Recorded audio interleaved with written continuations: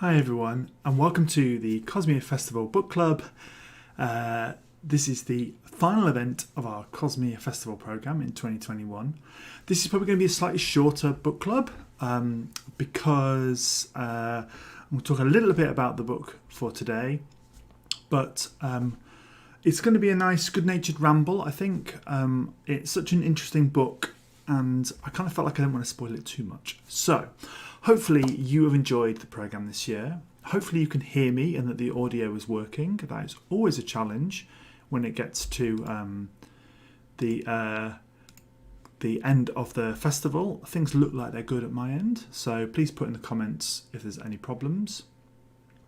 So, we're going to be here for just under an hour, probably a little bit more like 30 minutes or so, talking about this book, The Invisible Life of Addie LaRue, which I loved reading it. You may have seen on social media, I managed to pick up this beautiful edition, which is the anniversary edition, which has got wonderful kind of spine and incredible illustrations inside of it as well, which it's such a beautiful edition, and I think possibly we'll talk a little bit about the book's reception, and I think it's always a good mark that the book's done well if a beautiful edition like this can come out.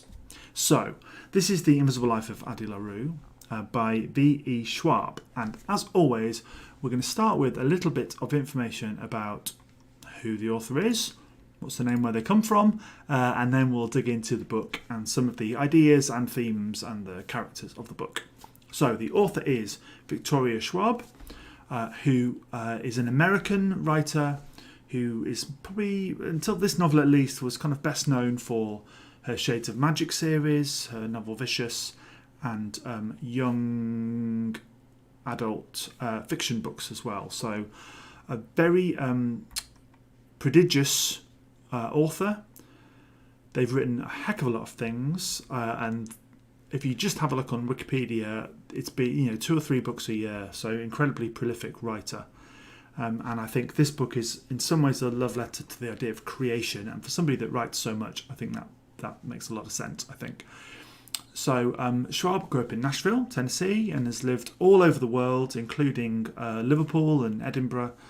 So he's very well travelled in America and in Great Britain, and went to St. Louis, Washington University in St. Louis, had a Bachelor of Fine Arts, having wanted to be an astrophysicist, and came out as an author, which I think also is quite interesting. So, as I said, very prodigious writer, so this is by no means anywhere near their first book. It came out last year to massive critical acclaim, and was a Sunday Times bestseller, so also really good book sales, which I think it really deserved. I'm going to try, with some spoilers, this is your spoiler warning, to outline a little bit of the plot of what the story is about. And then we're going to get into, in time on tradition, some of the things that occurred to me. I've got them noted here in my notebook as best I can. As I mentioned, it's a little bit of a ramble today, so maybe not quite the same structured form of conversation that we normally have. But hopefully it's one that you'll find interesting, and it's one that you'll be able to get a lot out of as we kind of crack along. I'm just going to do a little bit of here and there, just to make sure we're recording some good audio. Everything looks fine at my end. So, The Invisible Life of Addie LaRue is the life story of somebody who makes a Faustian pact. Now, if you don't know who Faust is, that's absolutely understandable, but essentially it's like a deal with the devil. This is a story that is probably as old as time. The idea of making having a conversation with a higher power and kind of giving something away for a deal that always ends up being the wrong one for the person, but they're kind of they're in desperate times, they're in a desperate situation, and they just want to try and make a little bit of a change to their lives. This, as I mentioned, is a kind of archetypal story. You get Faust, Mephistopheles. There's loads more. I really enjoy Carter Beats the Devil, and there's tons of these stories. So this novel is playing in this space that's quite well known and has got lots of things to riff off of.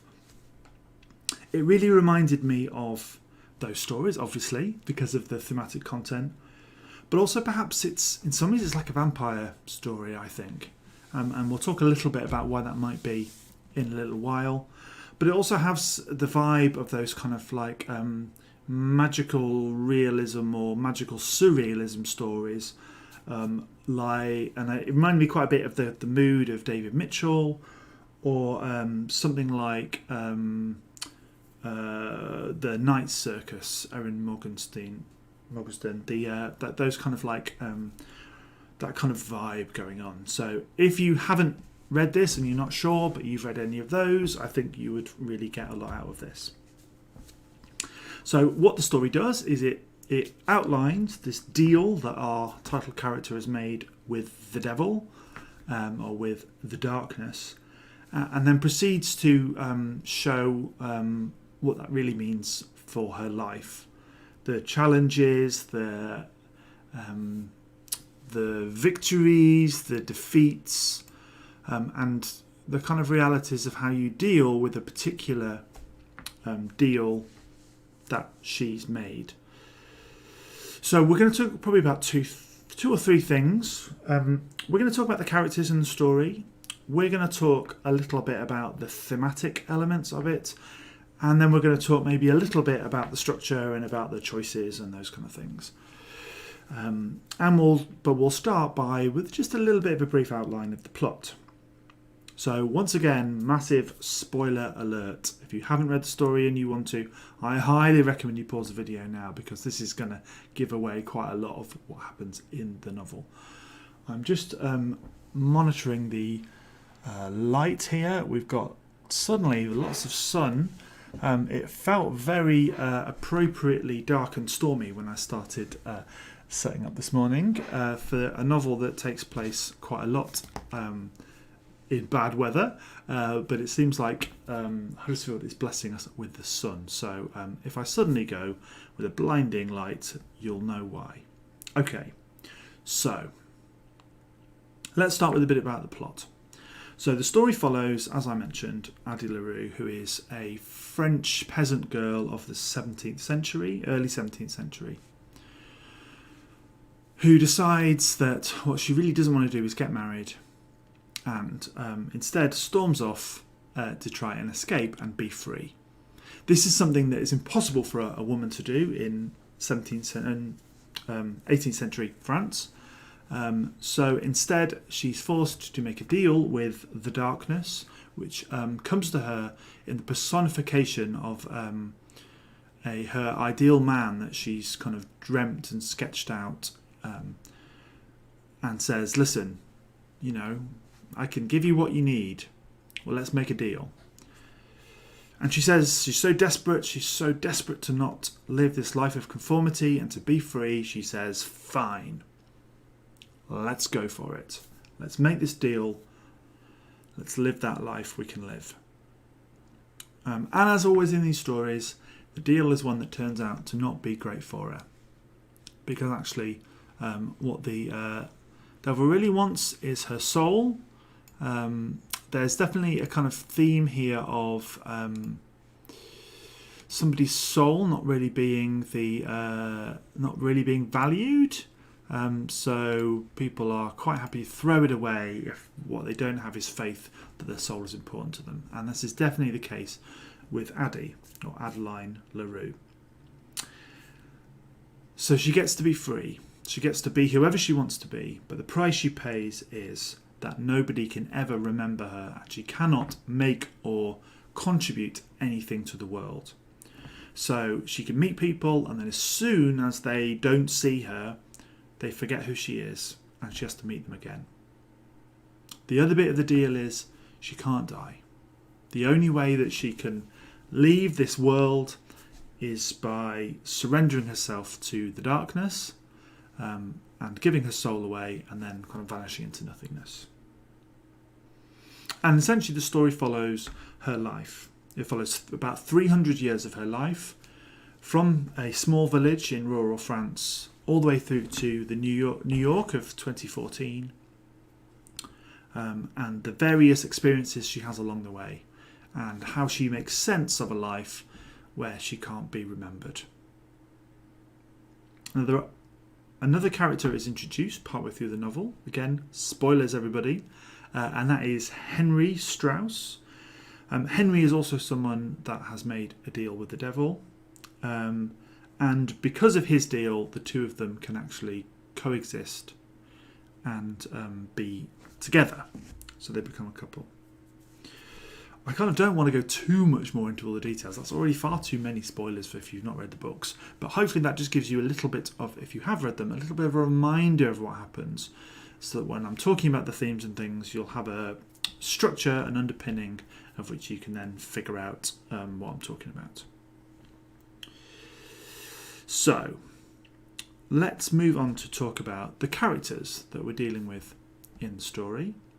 What I didn't say at the beginning was, if you've read the novel and you're watching this live, or you're watching it back afterwards and you've got comments, you've got things you want to contribute, this is a book club, it's a space for conversation. So leave things in the chat, either live or afterwards, and we can have this conversation about this great novel, and I will try and feed those comments into the feed if they come through live, or we'll have the chat in the chat, we'll have a conversation in the chat afterwards. Okay, so we've got these three characters that I think are the main ones we'll talk about. The first one of those is Addie LaRue. So Adeline LaRue is a headstrong, creative, interesting teenager and young adult when we first meet her in the story. She's not necessarily the most popular, but what she doesn't want to be doing is conforming with what reality expects from her. Now, I think this is in some ways a very kind of, typical character, and one that we kind of see in lots of literature. Someone that is unafraid to challenge the status quo. And quite often in stories, those characters are forces for change in their communities, or on the flip side, in a darker story, they find the limitations of that, and they kind of butt up against it, and it all goes pretty wrong. I think Addie LaRue is something that plays with that in an interesting way. She's creative, but she's not a genius. She's not trying to sell her soul for immortality, which is quite often how these stories go. And I think not being remembered plays into that. I think quite often in these stories, the devil figure who makes this dark deal, which always goes wrong, that's what they're offering up. And there are examples later on in the story of famous artistic people who've made this very deal with the darkness. But there's something more interesting and perhaps more contemporary about what Addie is interested in, which I think is worth talking about, in that what she wants is to have freedom and agency, which is a lot more of a modern concept than it might have been, say even 50 years ago, writing a story. But also I think is clever because it taps into the period in which we're dealing. It taps into the France of the 18th century, particularly as it moves towards revolution, in that ordinary people who have got no power are demanding change. So I don't think it's a mistake or it's an accident that Addie is a French woman of this period. But what do we think of Addie as a person? She's a tricky individual to know. She doesn't really know herself, but then she knows herself intimately. She has perfect memory recall. She can remember everything she does. to live, she has to steal, she has to lie, she has to deceive, because it's the only way that she can exist in a meaningful sense. But what she doesn't get to do is build some of the structures around her life that we normally use to judge if a character is somebody we should warm to or not. We don't see her, for a large part of the novel, making sustainable relationships. She doesn't have many opportunities to be kind. She's headstrong, but she's not rude. She doesn't try and hurt others. But she's also, in lots of ways, quite uncaring of others when she begins the novel.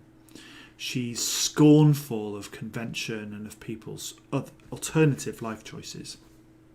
And I do think that she grows as a person throughout the novel. Her circumstances force her to change how she thinks. We can see this in how she feels about her childhood friend Isabel, who at the beginning of the novel, when they're just kids, she's incredibly scornful of that idea of just being a housewife and mother.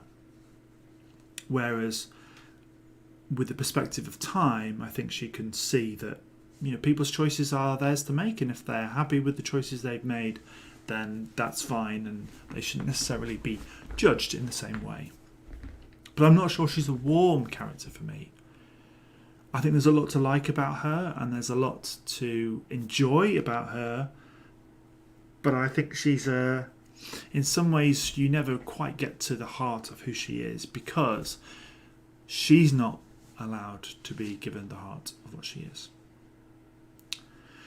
So the second character that of the main three, I think, is Henry. So Henry was a surprise to me. He appears partway through the novel. He appears kind of as if by magic in Addie's life and in our story. And I think it's interesting that his perspective, his experiences are included in the story. And I'm really not going to get into the end of the novel, but I think it starts to talk about some of that in those final pages. I liked Henry. And I think, again, Schwab's playing with this kind of... playing with this character and the deal that he makes. His deal, again, is not for immortality. He's missing something in his life, and he's driven to a point where he just wants a moment of something. That's all he wants. That's all what both of them want. It's just a moment of filling that void in their lives, and it's worth any price to pay. We'll kind of come back to that when we talk about the themes, I think. But Henry is also a little bit of a cipher in some ways, I think. We find out a bit more about him because he has a life, he has a structure, but he's quite he's maybe again a difficult character to really kind of warm to, because although he's again also lovely, he's a tricksy guy, but I think it says a lot that he's got two friends that are really care for him. He's clearly someone that you would want to kind of hang out with and get to know a little bit, which I think is really nice. So that was very rambly. Let's talk about the third character, and I think this in some ways is where this story deviates a little bit from some of those other ones, and it felt to me a little bit like something like the Anne Rice vampire novels. Maybe it's the New Orleans bit that really kind of brought that to life for me. So the third character is the darkness itself, who we, like Addie, will call Luc. And he is a devil, he is a darkness, who is also a character, is also not a person, not a human person anyway, but certainly a kind of sentient character and actor in this story. And I would love to know what you think about whether you think he's likeable or not. I've got this vague memory in my mind that when the book came out, there was quite a lot of conversation about whether, Luke is someone that you can read and be attracted to. He's clearly very powerful. He's got an incredible cruelty to him. But as the novel kind of is at pains to point out, he's not evil. He is there to represent that you can make choices and make life choices, and they have an impact on you and what you do. I thought Luke was a really fascinating addition, and what I liked was that he starts off as kind of being this cipher, as being this kind of person that just is there, and then he grows. He starts as a sketch. He starts as Addie's sketch, and as the novel goes on, through her, him as it as an entity, as a individual, is filled out. The sketch is filled out, which I thought was really interesting. And he's got some charm. He's got some wit. He is what he is. He represents what he represents. I think there's moments towards the end where he talks about essentially he's kind of part of nature. He can't help the things that he does. It's what he's there to do. And sometimes he can be regretful of those, and he can have feelings and emotions, even if he's never really had much of a chance to find them before. So they're the three characters. That was very rambly, I do appreciate, but hopefully that chimes a little bit with some of the things that you perhaps have been thinking about as part of the reading of this story. Okay, so I have my notes. I thought it felt appropriate for this story in particular to leave them in the notebook rather than have them typed up, because I think mark making is a really crucial part of this story and what it tries to do. So, first thing I had noted down actually was New York, and normally we talk about place quite a lot in this book club. We start by talking about the kind of settings. And it didn't feel like that broad thing was as important. The settings we do have, very briefly, are Villon, which is Addie's home village. We have Paris of the pre-revolutionary and just about revolutionary period. We have a little bit of Munich. We have a little bit of London. But the majority of the action takes place either in kind of Paris, but more predominantly New York. And I don't think this is an accident. I mentioned before about Schwab's life and living in all kinds of places, including Brooklyn. But I think New York fits the story perfectly because we have this sense of New York in the cultural landscape as being a place where you can get lost, a place where you can get found, a place of boundless opportunity and interest. Something's always happening. I think there's a thing there about the city that never sleeps and the darkness. I think there's a thing there about the Big Apple and poisoned apples and choice and grim fairy tales. But also, I think in some ways it represents the loneliness of modern life. And that is perhaps the first thing that I thought it would be interesting to talk about. Is what these two characters are tussling with, what they're dealing with as part of, and why they decide they need to make these deals. I think some of that is about connections, and it is about people's place in the world and in communities. And I think this might be one of the things that Schwab is talking about in the story. So, kind of what do I mean by this? I think Henry and Addie are two sides to this conversation. I think that I'll start with Henry because we talked quite a bit about Addie. So for me, as I deal with this bright shining light, I did say it's keeping Luke away, if nothing else. Let's see if we can get it a bit more palatable for you. So let's start with Henry. So Henry is an interesting character, I think, because he has two sides to him.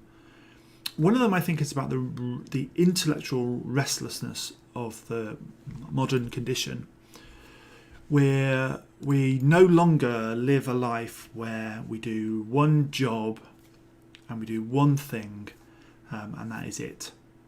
We are encouraged to challenge ourselves and to be restless. And I think Henry represents what happens when that goes wrong. What happens if somebody just needs to have a thing to do and they can't find their thing, and they feel that pressure of having a thing to do with their lives, having a purpose in their lives. And I think he represents maybe the issues with that way of thinking about things.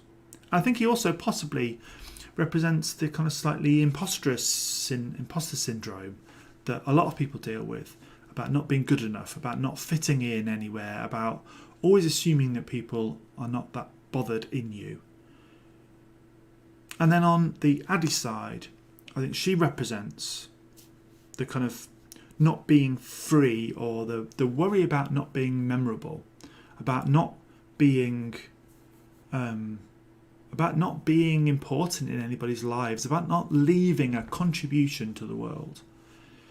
So between them, they kind of represent this jumble of neuroses, of issues that I think possibly a lot of people, particularly in their 20s and 30s, have kind of come into adulthood and maturity with, which is not necessarily having a place, not necessarily having a purpose, not necessarily having boundless freedom and the drive to be what you want to be, even though we're told that that's what we want. I think Addie's birthplace of Villon and its calm and its set routines and rhythms and roles is perhaps a little bit of that counterpoint to New York. It's the opposite. It's nothing ever happens, and for a long time nothing changes, and everything is set, whereas New York is boundless and full of potential. I'd love to know what you think about that, and whether you think that that is something that is represented in those characters. And Luke then, as I suppose, is the dark side. It's the flip of those two characters and what they represent. It's saying, well, you've always got to make a deal. If you want to be memorable, you've got to give some stuff up. If you want to be free, that means you can't have these other things. If you want to spend your life travelling the world, that's brilliant, but you'll never have a place to call home. You might never have a family if that's all you do. There's always compromise, and there is always trade-offs between what you ideally want to do and what you have to do and what is good for you. And perhaps what the deals do is that they show that you can learn to make some of these choices, but there's always going to be some compromises. So let's see what else I've got in my lovely notepad here. The main thing that I did in this story really was I wrote down quotes, and it's a very quotable book. And I think that's quite interesting. So maybe what I will do is just pick out some of the quotes that I noted down, and maybe we'll kind of extrapolate some of those a little bit, because I think there's some really good thoughts in there and some good text in there. So the first thing I wrote down was, it feels as if the doors of her world had been thrown wide, so many rooms added to a house she thought she knew. And I think there may be things in this novel, I'm not wanting to speak for an author and their life experience, about coming out. So Schwab came out when they were 28, and I feel there's a reading here of that this story is partly about that experience. I might be very wrong, and the author, I'm sure, would have a perspective on that. And what I've tried to do in this novel is kind of keep away from some of that. I think it's such an interesting story that you can bring so much of yourself to. I haven't wanted to bring massive amounts of the author to.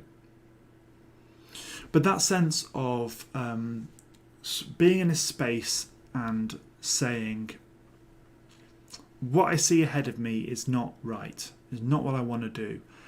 I need to make a change. I need to expand my concept of what is possible and who I am. That comes across very much to me in here about rejecting the life that the path that you're on, and deciding to find a new path. I think this is all the way through this story, and I think that the fact that line is so early on in the story is not an accident, I would say. The second thing I wrote down was the greatest danger in change is letting the old replace the new. And I wrote that thinking I really want to pick that apart. So that was said by Estelle, who is an older lady who lives in the village of Villon on her own, and is the one that kind of coaches Addie into this kind of mystical world. For those of you that don't remember who she is. The greatest danger in change is letting the old replace the new. This really struck me, and again, really early in the story, and again, I don't think that's an accident. So one thing that comes across in this story, it happens over 300 years, is that there is change. Things always change. You can't stop the march of progress. And what Addie has to do is learn to ride the currents of change, to be alive to change, to embrace change, and she kind of represents that love of the new and of the shiny, and that's the reason she can exist forever, kind of unchanging physically, because she keeps her perspective fresh on the world, which I think is really nice. I'm just trying to organise what I think my thoughts are on this sentence, because I think it's an important one to me in this story anyway. The greatest danger in change is letting the old replace the new. So I think what Schwab is saying, I think maybe what the novel is saying, is that change is about building and it's about expanding. It's not about replacement. It's about expansion. I think that the village of Villon is one that struggles with this a little bit. And Addie finally leaves it behind when the places that she remembers, the old places, are starting to be maybe replaced by the new, or at least have been removed and no longer there anymore. And there's something in there. I'd love to know your thoughts on that sentence, because I think I still need to do a little bit of unpicking of it in my mind. The next thing I had written down was, she will grow out of it, her parents say, but instead Adeline feels herself growing in. I wrote that down because I think it's a really great line. And I think finding who you are and just kind of becoming the best version of that, again, is something that we see Addie do throughout the story. She reasonably early on in this 300-year odyssey figures out who she is, and then she just gets really good at perfecting what she has to be. Just going back to that greatest danger, maybe Luke is also representative of that somewhere, in that Luke is always the darkness, but he does change, but he's always still the darkness.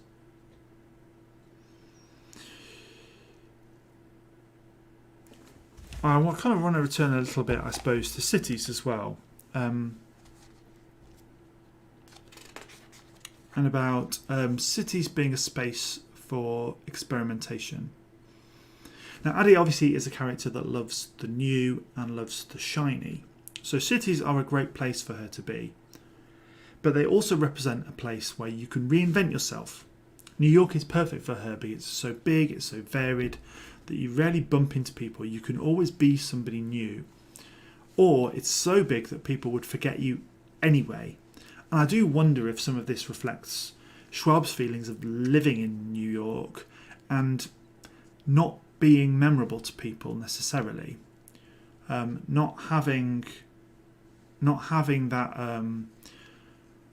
that kind of familiarity for people, because the city is just so big, so crazy. So I think that's something that yes, the city as a space is something that I think is absolutely important to this story. One of the key things that I wanted to talk about was a word I can't pronounce. I don't think I've ever heard it said, which is the palimpsest, I think. So this word comes up a lot in the story, and it's talked about in the story in terms of what it means a little bit. I'm just going to read for you from the Free Dictionary. It was the result I had up. A manuscript of papyrus or parchment written on more than once, and the earlier writing completely scraped off or erased, but is still legible. Or it's an object or an area there's extensive evidence of layers showing activity. So something that is overwritten, basically. So you'll find this in kind of printing side of things. So it kind of, I suppose, is in some ways the lodestone of meaning in this story. It's it's there to kind of represent all of those things. I'm just aware that my feed has gone a little bit slow, so hopefully that'll speed things up. Okay, that looks a little bit better. So this term and this overwriting, I'd love to know your thoughts on what you think this means in the context of this story. Addie's someone who is both can't overwrite anything, but also perhaps is overwritten, because her memory persists. So for most of us, we gain memories and we lose memories, and it's a cycle. What we find in Addie LaRue is that the memories just build on top of each other. So everything that happens to her there's a phrase that she uses, the kind of the deja vu, the kind of those three French terms that escape me now, and I should have noted them down. Almost everything that happens to her is layered on top. It has a memory of something else that happened to her, and this is something that we know is important because Henry really dislikes it. He's interested in the new as well. There's a reason why they fall in love with each other. Spoilers again. But he's very resistant to this idea of everything, experiences that have already happened. We see it really clearly when they go and watch a movie together, and she's seen it before, and he's just like, nope. And obviously, there are good reasons for the character to not want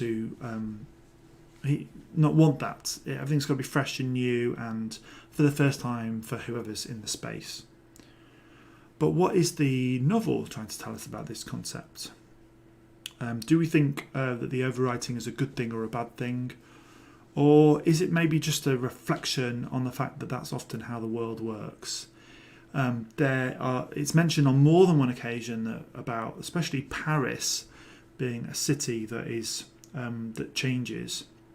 And actually, going back to that quote about old replacing the new, there's an element there of Paris being somewhere where the old is updated, so those layers of meaning persist, and that I think is presented as a good thing, and that perhaps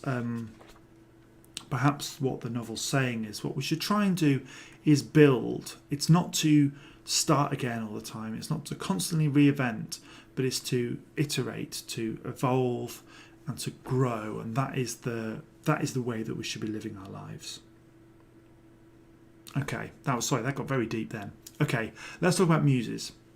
So the other thing that I loved about this novel is, and I think why I like having the illustrated edition perhaps, is that art is at the heart of the story. And art is at the heart of the story in several ways.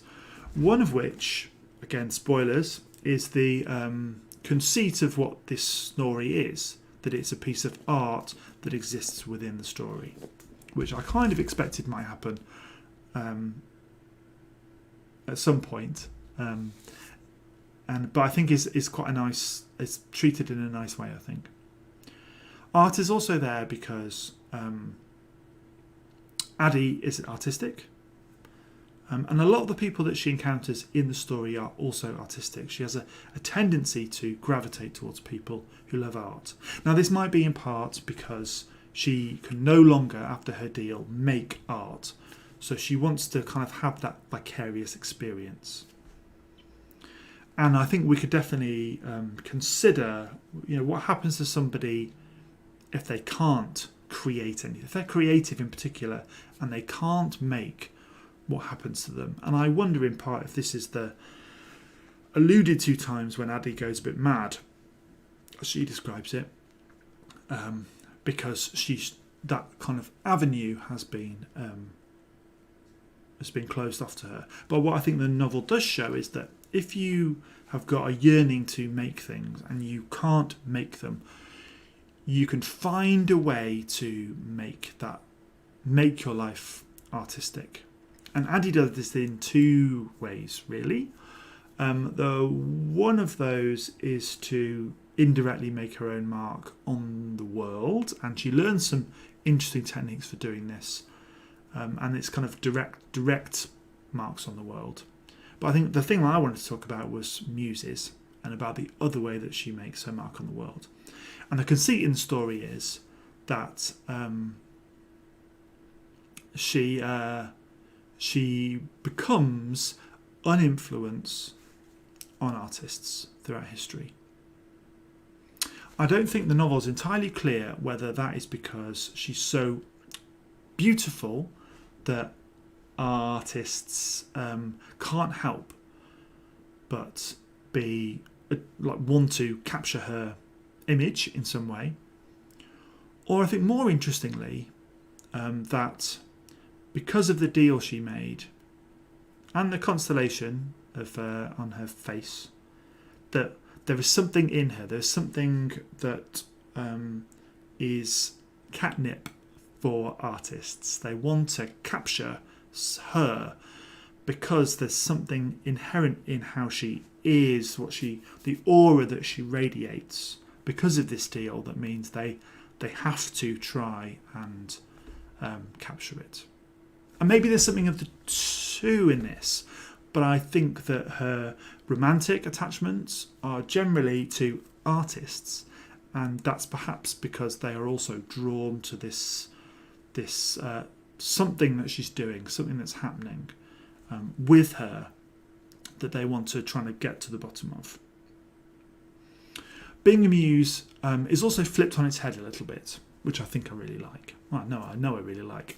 So generally, muses are presented as somebody that's this kind of representative, beautiful visage that artists have to capture. We have these examples in art history, and often the way that they're presented is that the muses don't have any agency. They're just essentially something for an artist to respond to give them a starting point for their genius. And that happens to Addie in the story. Matteo is a good example where she just wakes up and she's being painted. But I think there are lots more occasions where it's more interesting, Toby being the perfect one, where the muse is instead flipped because she's not memorable, because she can slip back into the shadows. She can influence people over time. She can go and sit in the salons and talk to Voltaire, although we don't get that example of her contributing her ideas in the salons. We get the sense that maybe she has done in the past. And that's why Luke is grumpy and kicks her out, because she's having a mark on the world. And she does it through Toby, through the song. She does it through some of these other artworks. She finds a way to channel her passions and have some agency in the world. Even if it's not conventional, she finds a way of doing it, and I think that's really nice. And I had another thought there and it's passed by, so it might return. But I wonder whether the author here is also reflecting on their own artistic practice, their own artistic purpose. Because obviously this is a book by an author, by a writer, and it's in lots of ways a novel about creating work, creating art. So I'd love to know in the comments your thoughts on how you think those two things marry up, because I think again there's a bit more unpicking for me to do. But one thought I did have was that because of the longevity of her life, because of yes, I know I did have it. We'll go back to my thought and then we'll move on. So I also think there is a comment here on muses, and that often they are forgotten by history almost completely, and that there has been a move in more recent years to bring those people back into the conversation about art. So a good example being the Mona Lisa, knowing more about who she was and what she did and why she was important, looking at the influences on William Shakespeare and Charles Dickens. There have been films and books. I'm thinking also about the great work that's been done bringing the female characters in Greek myth and legend to life and showing stories from their perspective. I think all of those things are being talked about here, and Addie can be used as that riposte to the, and maybe this is broader than art, yeah, it's broader than art, a riposte to the hidden women of history. The women of rural France of the 18th century are invisible to us, because they can't necessarily write, they don't make a mark, and that perhaps we should be reading this novel and reflecting on how we exclude people from the record, from the narrative. And in the story, this book is a corrective to that, but also perhaps we should be thinking about more correctives to that situation, and think more carefully about whose voices are captured when we tell the story of our times. That's the wide thing here. I'm kind of coming to this as we're talking. There's also something here about, as I was kind of going on to, about making marks. And just an observation really, that partly because of the longevity, but also because of how she starts to live her life, Addie ends up making more marks on the world than all of those other people that she grew up with. In some ways, she gets her wish, even though it's hard and painful and grim for a lot of times. So is the deal worth it for her? I'm not going to talk about the end of the novel, but just in terms of that making a mark on the world, she influences people, she changes things, work is made because of her, and we only get the stories that she tells to Henry. We don't get all the other things that she may have done. So maybe looking back, she feels that deal was worth it because she's changed, she's moved the needle, she's moved the dial, and that's important. Okay, so I think I've got 3 more things to talk about, and then we might well be done. Or maybe 4 things to talk about thematically, because there's so much in this story. We could talk about it for 5 hours. So one of those is about battling demons. And one of the centerpieces of this story is the tussle between Addie and Luke, as he tries to seduce her to give up her soul, and she fights with him to be given the chance to find a life that she wants to live, and to spite him. And I wonder if there's something here about the kind of fighting of demons and the battling of demons, because it's kind of not literally happening. There isn't really many fights in the story, despite the fact there's world wars and revolutions. But it is there something about how when you've got that voice in your head saying, just do this, just give up, just surrender, about saying, no, I refuse, I will keep going, I will find a way, I will find a path. So I think there's something quite inspiring there about that. Although we haven't all made literal deals with the devil for our art or to get out of the situation we're in, kind of fighting back against those voices and finding a way, that's something that's important. That's a struggle that continues, but it's something that we all have to kind of try and face. And I think that's a really interesting part of this story for me, that kind of battling of the demons.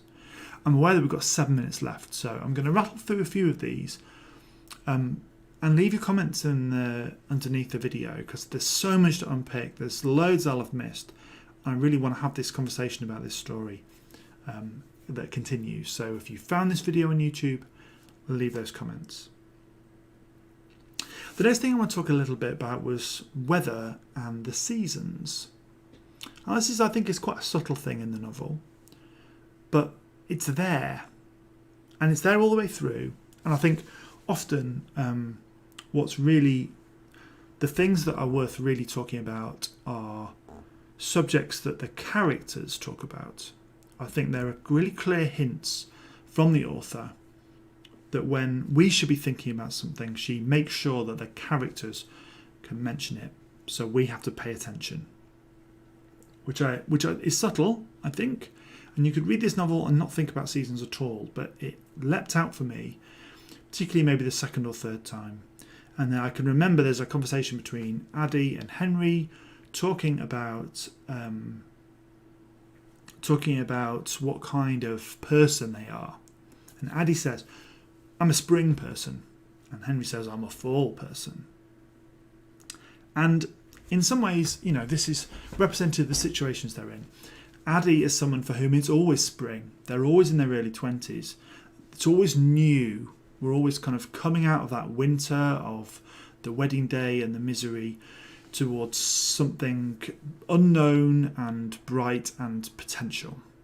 Even if we know the potential is never going to be realised because of the deal she's made.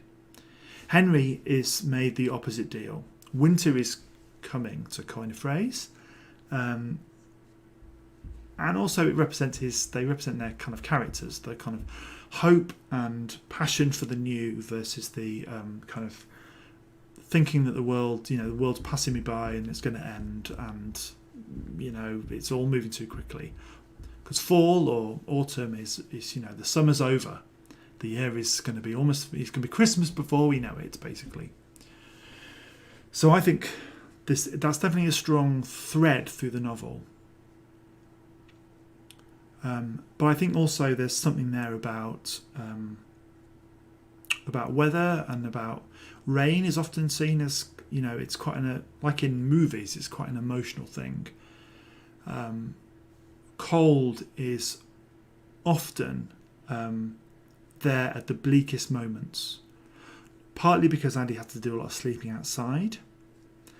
But then there is that time when it snows and she can walk on the snow and not leave a footprint and just enjoy the snow, and that's a bit of a turning point, I think, in the story. So yeah, I'd love to know your thoughts about weather and seasons, because again, I think that's like a whole hour in itself unpicking that in this story. The last thing I wanted to talk about was just unpick a bit more about the deals in the story. We've only got 4 minutes, so it's going to be a little brief starter for 10. So a kick-off for you to kind of find and then find your own way through. So the note I've got here says the darkness, not evil. So what does it really represent? Because that's what I think, this novel is a novel where all of those concepts are representative in some way or another. For me, the darkness it might be ambition. It might represent ambition. I'm not sure. I'd written there ambition with a question mark. Because Luke is not evil per se, as I kind of mentioned when we were talking about characters. And he kind of says this quite explicitly towards the end, I think. He's not he's not kind of cruel to be cruel. He's cruel to get his souls, basically. So does he represent the deals we make to sate our ambition? I kind of mentioned this a little bit before. And I'm not necessarily just talking about individuals, but also about societies. Are the trade-offs worth it? Are the flip sides worth it? And this maybe is where a lot of these kind of stories get to, is, you know, what is the price we're willing to pay for progress, for change, for doing things differently? Luke hates war. He hates pointless war. I'm not sure entirely how much he hates progress. I think maybe in some ways he's an agent for progress, partly because progress requires quite often those kind of sacrifices, at least in terms of the worldview of Luke, or perhaps the worldview of the world we live in now. So I'd love to know your thoughts on whether you think that's the kind of what the darkness really represents at its heart, whether it's more nuanced than that or more complicated than that. I think there's, again, lots to unpick there that we won't be able to get to in an hour. So that's probably going to where I will leave my kind of slight ramble about this story. So here we are. We are at 59 minutes. So I'm going to draw it to a close. This is one of many Cosmia Festival Book Club and End of the World Reading Club videos. You can find them all on our YouTube channel, along with all of the content, online content, from both Cosmia Festival 2020 and 2021. There are tons of great interviews with authors, with projects, which are there for you to enjoy.